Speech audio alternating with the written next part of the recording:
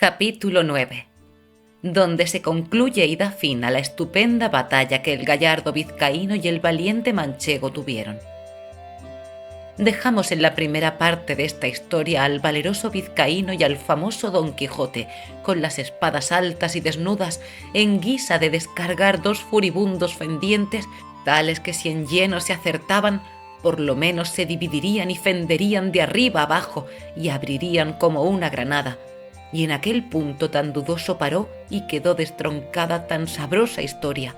sin que nos diese noticia su autor dónde se podría hallar lo que de ella faltaba. Causóme esto mucha pesadumbre, porque el gusto de haber leído tan poco se volvía en disgusto, de pensar el mal camino que se ofrecía para hallar lo mucho que a mi parecer faltaba de tan sabroso cuento. Parecióme cosa imposible y fuera de toda buena costumbre que a tan buen caballero le hubiese faltado algún sabio que tomara a cargo el escribir sus nunca vistas hazañas, cosa que no faltó a ninguno de los caballeros andantes, de los que dicen las gentes que van a sus aventuras, porque cada uno de ellos tenía uno o dos sabios como de molde,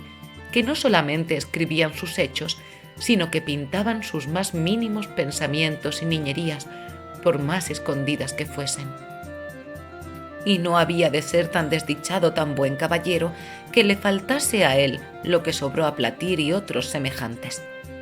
Y así no podía inclinarme a creer que tan gallarda historia hubiese quedado manca y estropeada, y echaba la culpa a la malignidad del tiempo, devorador y consumidor de todas las cosas, el cual o la tenía oculta o consumida. Por otra parte, me parecía que pues entre sus libros se habían hallado tan modernos como Desengaño de celos y Ninfas y pastores de Henares, que también su historia debía de ser moderna, y que, ya que no estuviese escrita, estaría en la memoria de la gente de su aldea y de las a ella circunvecinas. Esta imaginación me traía confuso y deseoso de saber real y verdaderamente toda la vida y milagros de nuestro famoso español Don Quijote de la Mancha, luz y espejo de la caballería manchega, y el primero que en nuestra edad y en estos tan calamitosos tiempos se puso al trabajo y ejercicio de las andantes armas y al desfacer agravios, socorrer viudas, amparar doncellas, de aquellas que andaban con sus azotes y palafrenes y con toda su virginidad a cuestas, de monte en monte y de valle en valle, que si no era que algún follón o algún villano de hacha y capellina o algún descomunal gigante las forzaba, doncella hubo en los pasados tiempos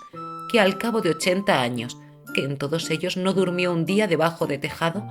se fue tan entera a la sepultura como la madre que la había parido. Digo pues que por estos y otros muchos respetos es digno nuestro gallardo Quijote de continuas y memorables alabanzas, y aun a mí no se me deben negar por el trabajo y diligencia que puse en buscar el fin de esta agradable historia, aunque bien sé que si el cielo, el caso y la fortuna no me ayudaran, el mundo quedara falto y sin el pasatiempo y gusto que bien casi 2 horas podrá tener el que con atención la leyere. Pasó, pues, el hallarla de esta manera. Estando yo un día en el Alcaná de Toledo, llegó un muchacho a vender unos cartapacios y papeles viejos a un sedero, y como yo soy aficionado a leer, aunque sean los papeles rotos de las calles,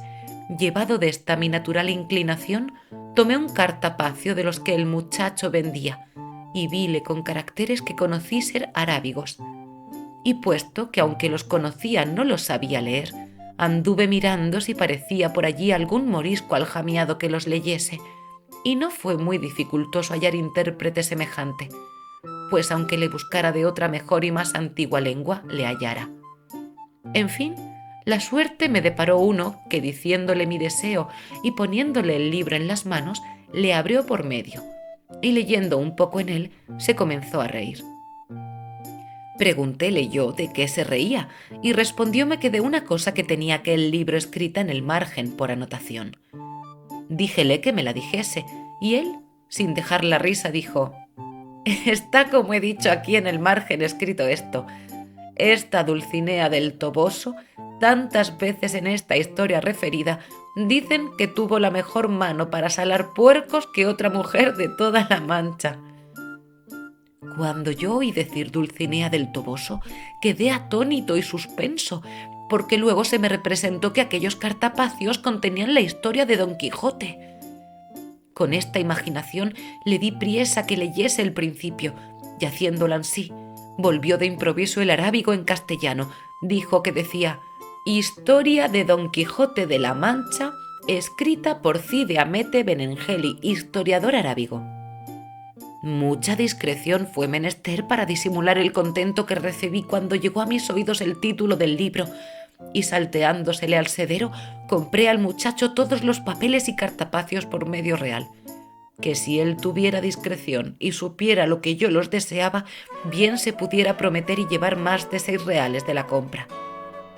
Apartéme luego con el morisco por el claustro de la iglesia mayor y roguéle me volviese aquellos cartapacios, todos los que trataban de Don Quijote en lengua castellana, sin quitarles ni añadirles nada, ofreciéndole la paga que él quisiese. Contentóse con 2 arrobas de pasas y 2 fanegas de trigo, y prometió de traducirlos bien y fielmente y con mucha brevedad. Pero yo, por facilitar más el negocio y por no dejar de la mano tan buen hallazgo, le truje a mi casa, donde en poco más de mes y medio la tradujo toda, del mismo modo que aquí se refiere. Estaba en el primer cartapacio pintada muy al natural la batalla de Don Quijote con el vizcaíno, puestos en la misma postura que la historia cuenta, levantadas las espadas, el uno cubierto de su rodela, el otro de la almohada, y la mula del vizcaíno tan al vivo que estaba mostrando ser de alquiler a tiro de ballesta.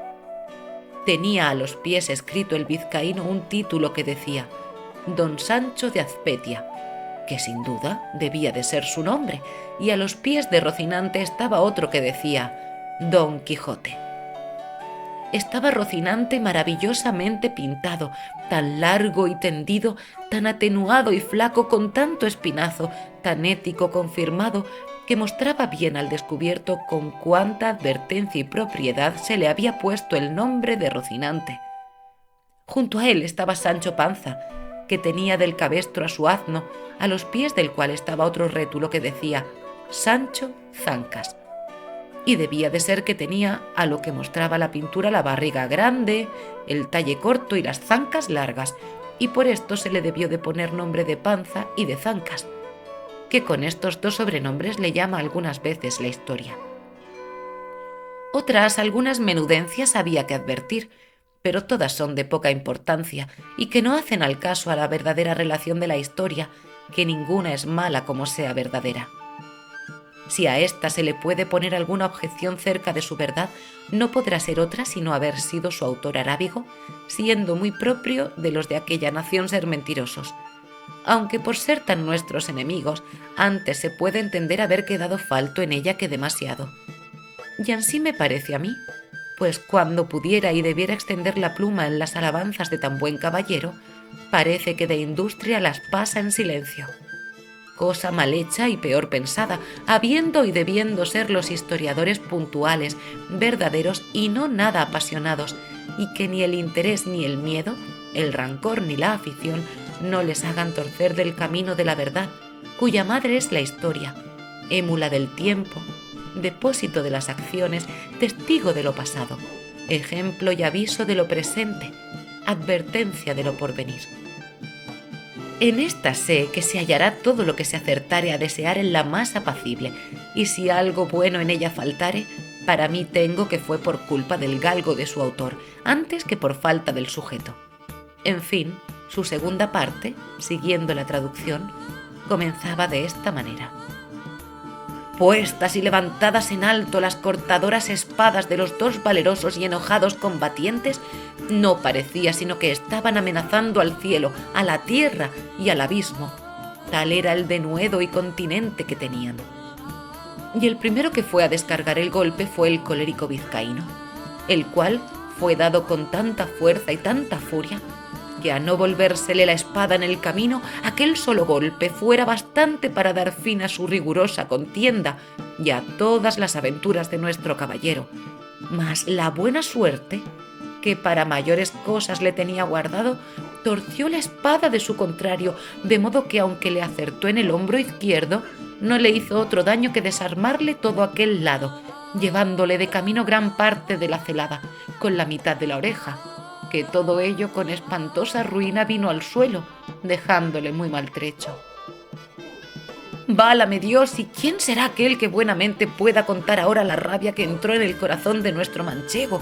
viéndose parar de aquella manera? No se diga más, sino que fue de manera que se alzó de nuevo en los estribos, y apretando más la espada en las dos manos, con tal furia descargó sobre el vizcaíno, acertándole de lleno sobre la almohada y sobre la cabeza, que sin ser parte tan buena defensa como si cayera sobre él una montaña, comenzó a echar sangre por las narices y por la boca y por los oídos, y a dar muestras de caer de la mula abajo, de donde cayera sin duda si no se abrazara con el cuello. Pero con todo eso, sacó los pies de los estribos y luego soltó los brazos, y la mula, espantada del terrible golpe, dio a correr por el campo y a pocos corcovos dio con su dueño en tierra. Estábaselo con mucho sosiego mirando Don Quijote, y como lo vio caer, saltó de su caballo y con mucha ligereza se llegó a él, y poniéndole la punta de la espada en los ojos, le dijo que se rindiese, si no, que le cortaría la cabeza. Estaba el vizcaíno tan turbado que no podía responder palabra, y él lo pasara mal, según estaba ciego Don Quijote, si las señoras del coche, que hasta entonces con gran desmayo habían mirado la pendencia, no fueran a donde estaba y le pidieran con mucho encarecimiento les hiciese tan gran merced y favor de perdonar la vida a aquel su escudero. A lo cual Don Quijote respondió, con mucho entono y gravedad: «Por cierto, fermosas señoras, yo soy muy contento de hacer lo que me pedís, mas ha de ser con una condición y concierto, y es que este caballero me ha de prometer de ir al lugar del Toboso y presentarse de mi parte ante la sin par doña Dulcinea, para que ella haga de él lo que más fuere de su voluntad». Las temerosas y desconsoladas señoras, sin entrar en cuenta de lo que Don Quijote pedía y sin preguntar quién Dulcinea fuera, le prometieron que el escudero haría todo aquello que de su parte le fuese mandado. «Pues en fe de esa palabra, yo no le haré más daño, puesto que me lo tenía bien merecido». Suscríbete al canal La Rosa de Alejandría, comenta y comparte este vídeo.